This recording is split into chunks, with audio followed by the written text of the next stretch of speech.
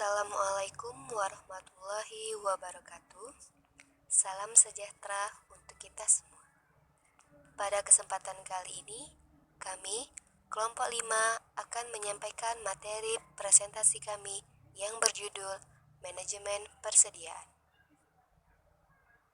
Sebelumnya, kami berterima kasih kepada Ibu Mustika, SE, MM, selaku dosen pembimbing yang telah memberikan waktu untuk kami memaparkan materi ini.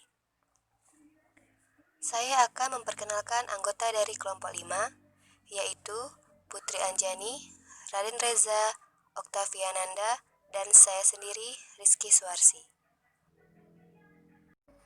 Baiklah, langsung saja kita memasuki penjelasan dari materi ini.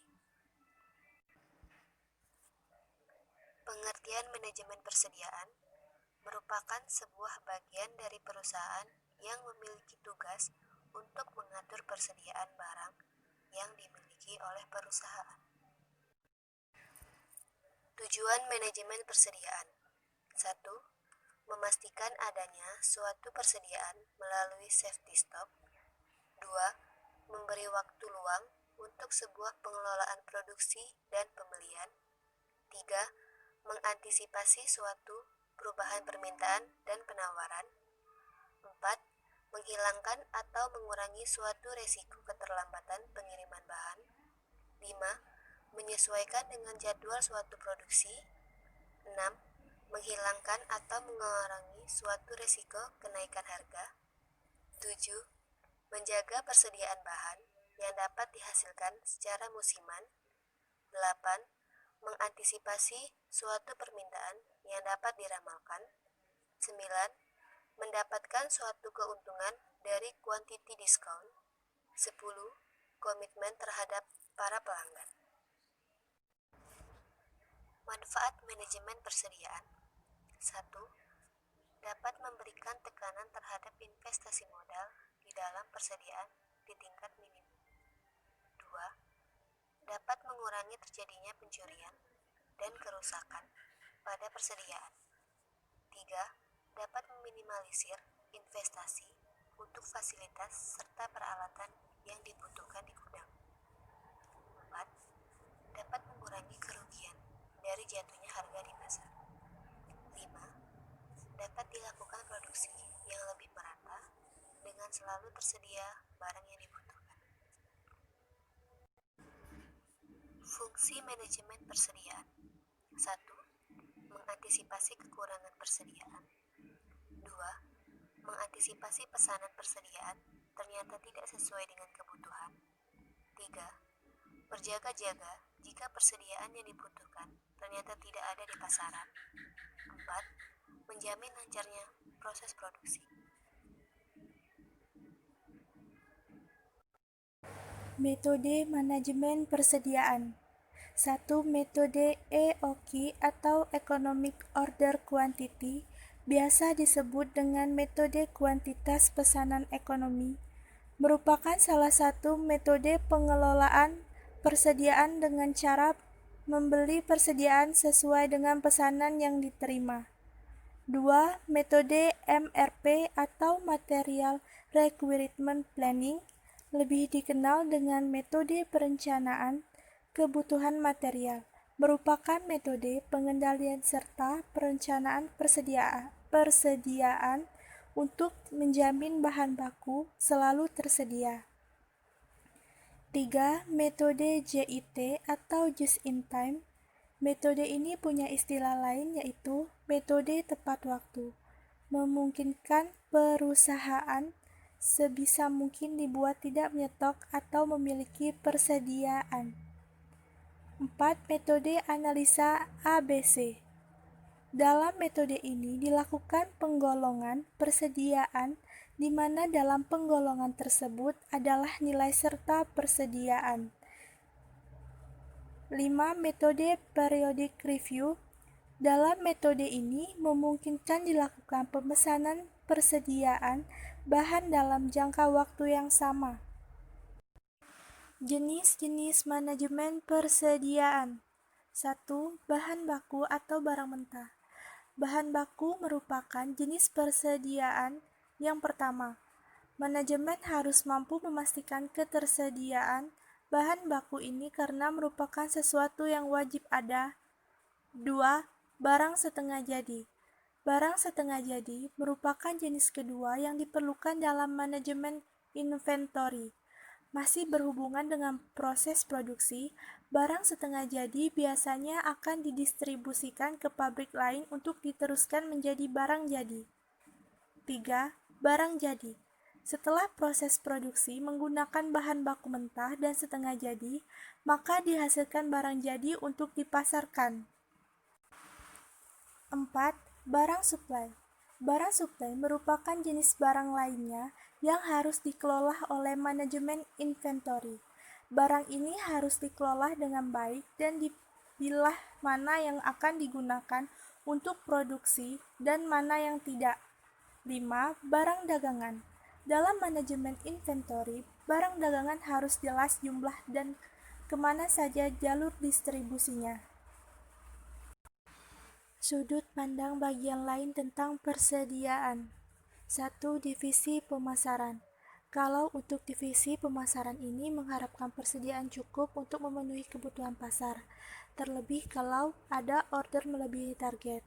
Namun jika orderan sedang sepi, maka mereka menginginkan stok persediaan tidak banyak. 2. Divisi pembelian. Kalau untuk bagian pembelian, mereka lebih cenderung terus melakukan pembelian suatu barang supaya dapat mendapatkan potongan pembelian. 3. Divisi produksi. Dan di bagian produksi, mereka juga lebih cenderung untuk akan terus melakukan produksi dengan kebutuhan persediaan yang banyak supaya proses produksi lancar. 4. Divisi keuangan.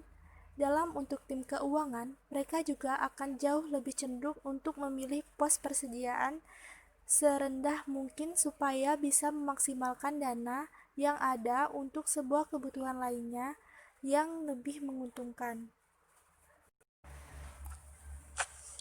Prinsip pengendalian manajemen persediaan terdiri dari yang pertama, persediaan diciptakan dan pembelian bahan dan suku cadang, tambahan biaya pekerjaan dan overhead untuk mengelola bahan menjadi barang jadi. Yang kedua, persediaan berkurang melalui penjualan dan perusakan. Yang ketiga, perkiraan yang tepat atas jadwal penjualan dan produksi merupakan hal yang esensial bagi pembelian, penanganan, dan investasi barang yang efisien. Yang keempat, kebijakan manajemen yang berupaya menciptakan keseimbangan antara keagamaan dan kuantitas persediaan bagi operasi yang efisien dengan biaya pemilihan persediaan tersebut merupakan faktor yang paling utama dalam menentukan investasi persediaan. Yang kelima, pemesanan bahan merupakan tanggapan terhadap pemikiran dan penyusunan rencana pengadilan produksi. Yang keenam, pencatatan persediaan saja tidak akan mencapai pengendalian atas persediaan. Yang ketujuh, pengendalian bersifat komparatif dan relatif, tidak mutlak.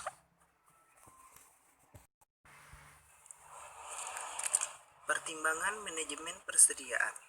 Yang pertama, struktur biaya persediaan yang terdiri dari biaya per unit item cost, biaya penyiapan pemesanan ordering cost, biaya pengelolaan persediaan carrying cost, biaya risiko kerusakan dan kehilangan cost of obsolescence, deterioration, and loss, biaya akibat kehabisan persediaan stock out cost. Yang kedua, faktor yang mempengaruhi investasi dalam persediaan yang terdiri dari tingkat penjualan, sifat teknis dan sifat produksi, lamanya proses produksi, daya tahan bahan baku dan produk akhir, lama pembelian dan pengiriman. Metode perhitungan manajemen persediaan. Metode economic quantity. Total biaya penyimpanan persediaan, di mana Q kuantitas pesanan, S penjualan tahunan, N. Frekuensi pemesanan. C. Biaya penyimpanan. P. Harga beli per unit. 2. Total biaya pemesanan atau total ordering cost. TOC sama dengan F dikali S per Q, di mana Q adalah kuantitas pesanan, S adalah penjualan tahunan, F adalah biaya tetap. 3. Total persediaan biaya atau total inventory cost.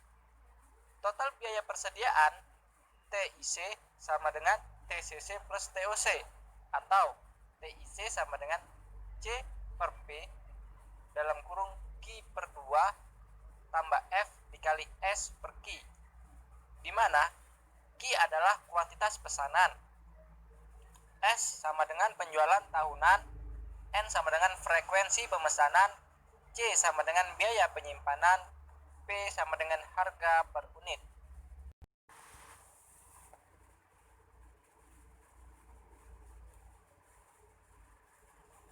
Rumus metode EOQ adalah sebagai berikut.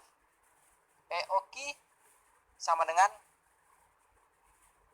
akar 2 dikali F dikali S per C dikali P,